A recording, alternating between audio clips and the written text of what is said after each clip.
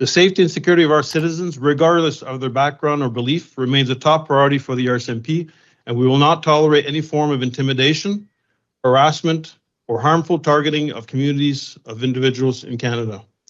We are seeking the public's assistance in reporting incidents of foreign interference by the Government of India. Anyone who feels threatened online or in person should report the incidents to the local police. If someone is in immediate danger, please call 911. Individuals can also report to the RCMP National Security Information Network by calling 1-800-420-5805. We recognize the concern and fear people might be feeling when seeing this news, and we recognize that South Asians are victims of these activities we're investigating.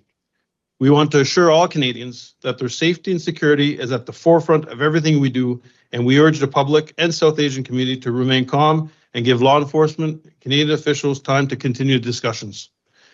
While the RCMP does not generally comment on investigative matters to preserve operation integrity, we will keep the public updated and as things developed. Thank you. Hi there, thanks for taking our questions.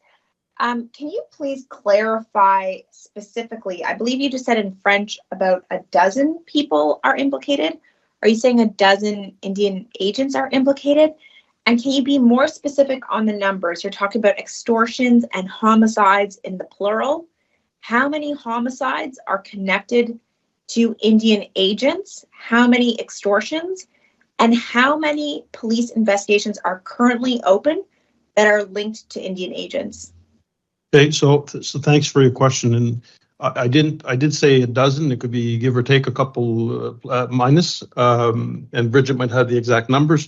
But I didn't infer that all of them are related to agents. And again, Bridget can add a little bit more information, but be mindful that the charges that have been laid to all these individuals across the country are still before the courts. So we'll be very limited in what we can provide as information. Bridget?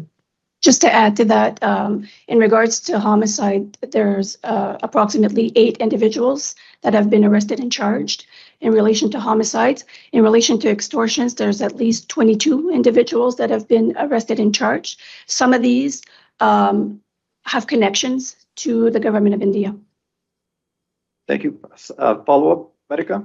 Yeah, I do. I'm just, that's the number of individuals charged, but how many investigations are there? I'm asking this because you're leveling very serious allegations without any specificity. I understand you're limited in what you can say, but you are warning the Canadian public of a public safety threat without telling them what they should be warned about, without saying what the issue is. So what is the public safety threat currently to Canadians?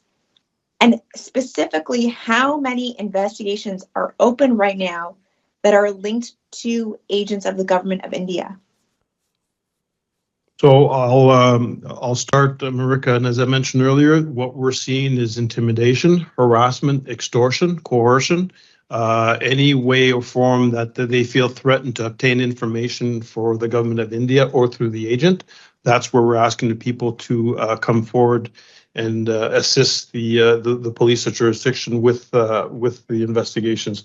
As far as investigations, I will limit it to, there's numerous investigations going on, led by multiple police agencies across the country.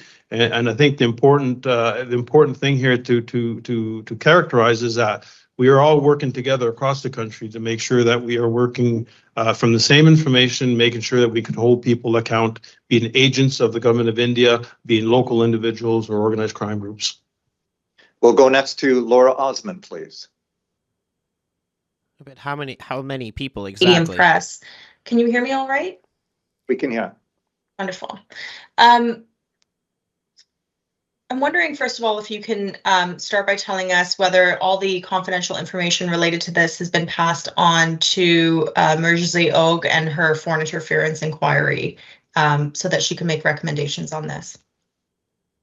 What I can say for that is we've had, as you can appreciate, that because there's ongoing investigations and the public forum in which the inquiry is being held, it would not be appropriate for us to share information that could put at jeopardy the investigation or any criminal charges.